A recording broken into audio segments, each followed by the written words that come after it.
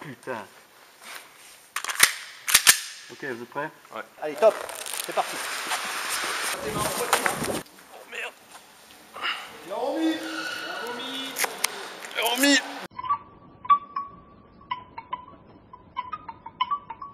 Salut, c'est Laurent de T-Tactical. Aujourd'hui, je suis avec Yann, qui est notre expert T3C, avec qui on est en train de donner un stage qui se termine tout doucement. Hein, Gentiment, gentiment, ils ont voilà. bien transpiré.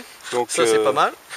27 et 28 octobre. Comme on Tout à était fait. sur place, qu'on a le matos, qu'on a souffert avec le matos et qu'on a l'expert sous la main, on s'est dit on va un petit peu faire le tour de ce dont on a besoin. Tout à fait. Donc, je sais pas comment tu comptais procéder. On va peut-être par priorité un peu ce qu'il faut dans une alors, trousse. la priorité, selon les protocoles qu'on suit, c'est en général la première chose qui tue. On est sur le concept treat first, what kill first, c'est-à-dire on traite en priorité ce qui tue en priorité. Alors souvent, la première chose qui va tuer, c'est une hémorragie majeure, une hémorragie massive, et principalement aux membres. Principalement aux membres, pour ça, il y a un outil très simple, qui est revenu en grâce après des années d'interdiction sauvage, mais qui est maintenant standard dans l'armée américaine, dans l'armée française et dans plein d'armées. C'est tout simplement le garrot tactique ici, hein, qu'on voit là, qui va permettre effectivement de venir se positionner sur un membre et de pouvoir stopper efficacement l'hémorragie. Alors là ici c'est un cadre de chez North American Rescue, mais nous c'est le produit standard qu'on utilise parce qu'il marche très bien. Maintenant il y a d'autres modèles qui utilisent le soft, le mat, etc. Que les stagiaires voient, qu'on leur démontre pour leur montrer un petit peu les différents types de garrots. Ça c'est la pièce principale, on va dire, de la trousse quand même. Ok. Et toi, pour le trimballer, je vois, c'est une poche de chargeur de M4 que tu as? C'est une poche chargeur de M4 de chez Condor, ça marche très bien, c'est pas cher, ça sert à tout et c'est fantastique. Voilà. Pas besoin d'acheter un truc de l'espace, ça fonctionne très très bien. Ok, donc pour toi, priorité vraiment garrot? Ah, le garrot, phase, voilà, ça coûte 25 à 35 euros selon les fournisseurs. Faire gaffe, il y a des copies chinoises qui circulent, donc bien faire gaffe quand même un petit peu à ce genre de détails. Hein. C'est un matériel médical, c'est un matériel à usage unique aussi. Et comme on l'explique durant le stage, il y a surtout impératif à avoir deux garrots, un pour s'entraîner et un qu'on porte. C'est pas un outil qui est destiné à driller et à être porté. Ouais, il y a un outil pour driller, voilà, hein, il va s'user, il va se détendre et il ne sera pas efficace le jour J. Donc il faut faire attention à ce point-là. Le matos d'entraînement standard, c'est bleu. C'est bleu, tout à fait. Okay. Hein, comme les Blue Gun, etc. Voilà. Ok, donc garrot. Après, c'est quoi la priorité suivante? Alors ensuite, la priorité suivante, souvent l'outil qu'on va utiliser le plus souvent, parce qu'il va nous être impératif. Donc ici, moi j'ai une trousse qui est un peu pleine. Ça va être tout simplement. C'est la trousse Condor qu'on a voilà, déjà c'est la trousse Condor qu'on a déjà présentée. Qui est toujours à gagner, donc référez-vous à la vidéo sur le concours. Voilà, donc c'est tout simplement ce qu'on appelle du bandage israélien. Hein, là aussi, c'est un des éléments qu'on drille beaucoup durant le stage. La pose du pansement israélien qui va servir pour tout ce qui est coupure, qui peut éventuellement servir de garrot d'urgence, mais c'est pas trop son but. C'est quand même fait pour conditionner les grosses coupures, genre grosses coupures de cutter, grosses plaies, mais qui ne sont pas des plaies hémorragiques, voilà, hein, qui ne nécessitent pas une compression énorme. C'est quoi le principe de ce pansement là? C'est-à-dire que c'est un pansement qui va avoir la particularité de permettre de faire un point de compression à l'endroit de la plaie, et donc va aider à stopper le segment, hein, voilà. Et qui a une certaine facilité de pose. Alors, il a cette utilisation là, mais il en a d'autres aussi qu'on voit pendant le stage. Ça peut aussi servir à maintenir ce qu'on appelle un wood packing, donc là aussi les gens le verront pendant le stage. Hein.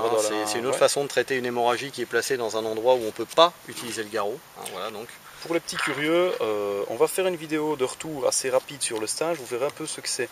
Ça, c'est en fait c'est une sorte de gros pansement comme ça, avec une bande élastique et des oreilles de lapin. Absolument. Donc surveillez un petit peu la chaîne, vous verrez dans les jours qui viennent, ou elle sera peut-être sortie avant celle-ci, on va bien voir comment ça se passe. Tout à fait. Mais vous aurez une vidéo de retour, vous verrez un peu le matos dont on est en train de parler. Et sinon, la meilleure chose à faire, je pense, je sais pas ce que tu en penses, mais je crois que c'est de venir nous voir. Hein. Oh bah oui, hein, il ne faut pas avoir peur ni de transpirer, ni de travailler, ça c'est clair. Par contre, c'est accessible à tout le monde, donc ici, on a des gens un petit peu...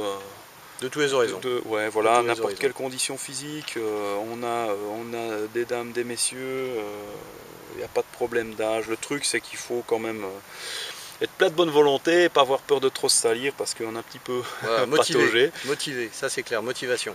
Mais avec de la motivation, on arrive à tout, donc pas de souci. Priorité 3 alors? Priorité 3, c'est quand même le pansement occlusif en fait, hein, donc il va se présenter en fait ici sous la forme d'une feuille de polyéthylène. Alors il y a différentes variantes qui existent, hein.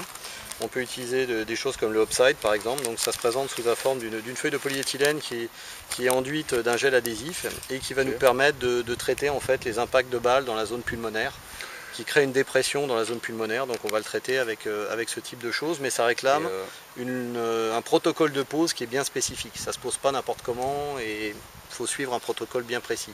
Sinon ça ressemble un peu à tout ce qui est pansement transparent qu'on voit parfois en hôpitaux pour faire tenir. C'est vrai, mais il faut absolument prendre des modèles qui sont totalement étanches et à l'eau et à l'air, parce que là on est sur un problème de dépression à l'intérieur de la cage thoracique. Ceux en hôpitaux sont justement perméables pour respirer. Il y en a qui sont perméables pour permettre à la peau de respirer, ça ne nous intéresse pas trop. Il y a aussi des pansements tout à fait spécialisés, comme le Sherman aussi qui existe, qui se présente comme une grosse rustine géante avec ou sans valve pour justement équilibrer la pression à l'intérieur de la blessure. Mais ça on en parle aussi dans le cadre de la formation, on présente tous ces produits là de façon à ce que les gens aient un panel quand même important. Une vision globale de ce vision globale, voilà, encore une fois, hein, ça c'est important. Et puis on va finir par un dernier, parce qu'effectivement après on le voit, hein, dans la trousse il y a un package d'outils différents. Je dirais que moi ce qui me semble important, ça a l'air banal, mais c'est la bonne vieille couverture de survie. L'hypothermie, c'est quand même quelque chose qui va tuer les gens très très rapidement. Il y a hypothermie parce que quelqu'un a fait une hémorragie majeure, donc il a perdu du sang chaud, et donc sa température corporelle baisse, et le fait que sa température corporelle baisse, ça va amener des malaises, ça va amener aussi des problèmes dans la coagulation, ça va amener tout un tas de soucis. Donc très tôt, l'utilisation de la couverture de survie, très tôt le fait d'avoir à l'esprit le traitement de l'hypothermie va améliorer grandement les chances de survie d'un blessé. Et puis mine de rien, son confort et donc son moral. Et son confort et son moral, encore une fois. On revient sur certains fondamentaux de base, hein. Il faut que si la personne se sent quand même plus confortable, qu'on s'en occupe de manière efficace, bah forcément il va avoir foi en sa propre guérison. Ouais, ce qui est déjà pas mal. Hein. Tout à fait. Ok, je vois que tu as aussi de la compresse en dose industrielle, je pense. Ah bah de la compresse, ça fait partie des petits utilitaires très très indispensables, hein, très très utiles. Bon, en même temps qu'on a, là ici c'est des modèles de gants tactiques noirs, mais on peut utiliser aussi du gant stérile qui existe par paquet de deux. Parce que c'est vrai que tu vas porter assistance, ça évite de te choper une saloperie. Ah bah il faut se protéger également, hein, c'est important. On retrouve bien évidemment des classiques, hein, le ciseau d'intervention, hein, voilà, sous différentes versions. On peut trouver ensuite, qu'est-ce qu'on a de beau, des canules aussi, etc. Mais là c'est déjà plus délicat, c'est pour des gens qui sont déjà sur des niveaux avancés. Ouais. Donc comme tu as déjà pu l'expliquer, on a développé une logique générale de progression sur 5 niveaux. Je pense que tu auras l'occasion d'en revenir sur d'autres vidéos pour bien expliquer comment est-ce qu'on compte faire avancer les gens, pas que sur le médical, mais sur une capacité technique globale qui puisse leur permettre de sortir des situations un peu délicates de nos jours. Ouais. Voilà. Donc pour les gens qui nous regardent, pour le moment on a le niveau 1 et 2 qui sont opérationnels, mais attention qu'on travaille activement sur les phases suivantes, et je pense que le niveau 3 ne devrait pas tarder. Mais donc restez l'œil ouvert, vous en serez informé très très vite. Autre petite question comme ça là-dedans, je suis pas sûr de voir, tu as de l'éponge hémostatique ? Alors l'éponge hémostatique en tant que telle, non. On peut travailler avec des produits hémostatiques effectivement. On en parle durant le stage, donc ça peut être effectivement, moi là dans mon cadre personnel, ça peut être des injecteurs, là c'est du Celox A, c'est en fait de la poudre hémostatique qui est directement dans un injecteur qui se met au fond de la blessure, de façon à délivrer une poudre qui va aider à la coagulation. Mais ça peut être également, mais là c'est déjà des produits beaucoup plus spécialisés quand même, qui requièrent un entraînement vraiment, on va dire là même plus avancé, mais très avancé, sur lequel on travaille aussi, mais qui est vraiment destiné aux professionnels. De la Celox gaz, en fait, cette gaz va permettre en fait, de remplir l'intérieur d'une blessure dans des zones qu'on ne peut pas conditionner avec le garrot. Et donc dans certains endroits, le pli de laine par exemple, c'est extrêmement difficile, on ne peut pas mettre de garrot. Donc à ce moment-là, on va utiliser ces gaz-là. C'est également quelque chose, vous verrez, d'ailleurs on a une très bonne un très bon visuel du stage là-dessus. Et donc on va utiliser ce type de gaz pour effectuer un pansement de fortune et donc permettre effectivement de stopper l'hémorragie. Voilà, donc ça aussi on le détaille dans le stage et ça fait partie, une grosse partie des drills tourne autour de ça également. Du temps aussi, ouais. Effectivement. Sinon, est-ce que il y a encore des trucs pour toi qui sont vraiment dans les indispensables ou on a fait un peu le tour? On a fait un petit peu le tour parce qu'après, que ça soit, je dirais, que ça soit des aiguilles de décompression qui sont là aussi très spécialisées, des canules qui demandent un certain savoir-faire, que ça soit des pansements spécifiques contre les brûlures, ça demande là aussi des drills particuliers qu'on ne va pas forcément tout de suite attaquer. On commence d'abord par un niveau basique, on cherche à monter les gens progressivement en compétences sur ces domaines-là. Encore une fois, on n'a pas volonté de se substituer à des professionnels de santé. On est là simplement pour expliquer aux gens qui se retrouvaient dans des situations particulières, catastrophes naturelles. On a vu Katrina avec des gens qui sont restés pendant 15 jours sans aucun appui médical, avec des drames humains incroyables. Justement, tu me fais penser une question. Qu'est-ce que tu répondrais, toi, aux gens qui disent oui, mais attends, parce que là, on a quand même un petit M4 sur la table, tout ça. Les gens qui disent ouais, mais tout ça, c'est du premier soin militaire. Moi, je ne vais pas me prendre une bastos, ça sert à rien. Qu'est-ce que je dirais que malheureusement, moi, je me baserais sur ce qui se passe dernièrement en France, où tu te prends une bastos de Kalachnikov en allant simplement acheter ton paquet de cigarettes. Malheureusement, il y a eu un cas dramatique dernièrement.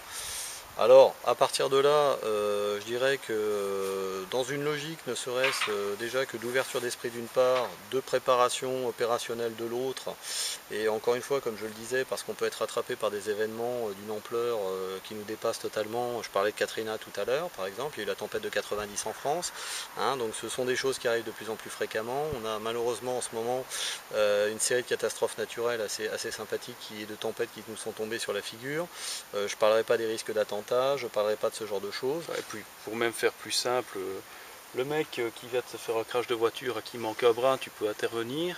Tu peux tenter voilà, quelque chose. Ça fait peut-être pas de mal de le garrotter un petit peu. Là encore, chercher les situations catastrophiques. On est sur des situations exceptionnelles où il y a des vies qui sont en jeu. Donc là, encore une fois, je dirais que déjà il y a un travail de réflexion personnelle. Les gens qui viendront sont des gens qui quelque part ont déjà fait le choix de ne pas être passifs dans ce genre de situation. Ah, tout à fait.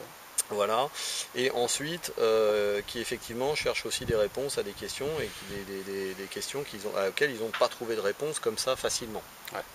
Alors bien évidemment, encore une fois, c'est des systèmes et des techniques exceptionnelles pour des faits exceptionnels dans des conditions exceptionnelles et on le présente bien comme tel et on n'hésite pas d'ailleurs également dans le stage à bien parler des problématiques juridiques. On perd un petit peu de temps là-dessus, c'est pas du tout de l'opérationnel mais c'est de la réalité. C'est important quand même d'être informé. Voilà, de façon à ce que les gens comprennent bien les grosses limites qui leur sont imposées dans l'usage de ces matériels et de ce qu'ils peuvent en faire. Mais encore une fois, si on se retrouve dans une situation hors du commun, alors ok, ça n'arrive pas tous les jours, mais voilà, on est quand même bien content. En général, les gens qui survivent sont ceux qui ont les connaissances les plus élevées dans un maximum de domaines. Voilà. Et nous, ce qu'on essaye de faire, c'est de transmettre à un maximum de gens les connaissances les plus opérationnelles possibles pour qu'ils puissent améliorer leurs chances de survie dans des cas, encore une fois, exceptionnels. Voilà. Maintenant, exceptionnel, mais il suffit de regarder un petit peu autour de soi, ça arrive, quoi. Pas qu'aux autres. Tout à fait. Voilà un petit peu le tour de la poche T3C. Donc je pense que tu as fait déjà un petit topo qui est pas mal du tout. Tout à fait. Mais on redétaillera d'autres choses ultérieurement et puis je pense que tu auras peut-être 2-3 questions qui viendront. Tout à fait. Si vous avez des questions, n'hésitez pas. On est là pour répondre un petit peu à tout ça dans la mesure où c'est possible évidemment par la vidéo. On va pas faire des cours à distance par internet, par email interposé parce que là ça va être un petit peu compliqué. Le mieux c'est de venir voir ce qu'on fait. Vous serez avertis. Donc prochain stage, on a dit au mois fin octobre. Fin octobre. Vous pouvez venir voir sur t-tactical.eu. Comme ça vous jetez un petit coup d'œil. Ceux qui connaissent, à droite vous trouvez le cadre avec les prochaines dates de formation. Vous regardez T3C plus défense avancée, c'est le stage qu'on vient de donner ici. Et puis on va vous faire une petite vidéo, comme je disais, ça va vous donner une bonne idée de ce qu'on y fait, quoi. Merci donc, Laurent. Merci à toi Yann. Donc, et puis à bientôt. Ouais, à bientôt. Enfin, là, on va encore se faire quelques drills, on va encore un petit peu se rouler dans le sable comme des facochères, mais on va se faire plaisir, quoi. La journée n'est pas finie. Voilà. Donc, pour ceux qui nous regardent, n'oubliez pas, vous pouvez toujours vous abonner. Donc, vous avez le cadre en haut à droite pour mettre votre... Qu'est-ce que je raconte en haut? Ouais, c'est bien ça. Pour mettre donc sur t-tactical.eu, mettre votre adresse mail, votre nom, vous abonner à la newsletter, donc vous recevrez nos news, tout ce qui se fait, les nouvelles dates de formation, les nouvelles vidéos qu'on sort. Vous pouvez aussi, à droite, vous trouvez le cadre qui lie à mon compte Facebook. Vous pouvez toujours aller rajouter un like, ça fait toujours plaisir. Et enfin, là, puisque vous la regardez très certainement sur YouTube ou bien sur le site, mais elle est quand même hébergée sur YouTube, vous pouvez vous abonner à la chaîne en cliquant sur le bouton qui est, hop, je cherche, là, en haut à droite. Et donc vous êtes abonné. Et là, puisque le contexte s'y prête vachement bien, vu qu'on parle un petit peu de sauver sa peau, n'oubliez pas, si ça foire, qui va ramasser? Ciao, ciao!